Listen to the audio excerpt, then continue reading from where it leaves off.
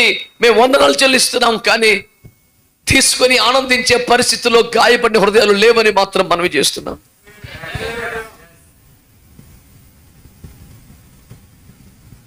ఈ రోజున దైవ సేవకులందరికీ మనవి చేస్తున్నాను, మెడ మీద వేళ్లాడుతున్న చట్టం మారకపోయినా, 127 సంవత్సరంలో యూదులందరూ ఒక్కసారి చచ్చిపోయినా, ఒకరికి కోపంతో వచ్చిన ఆలోచనే చట్టంగా మారిపోతున్నా,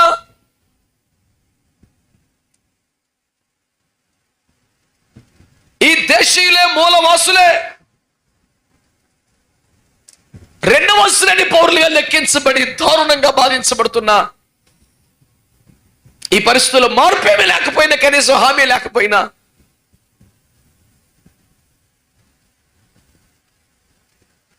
ఏదైనా గిఫ్ట్ ఇస్తే చాలా, ఆ గిఫ్ట్ తీసుకుని ఊరేగుతావా?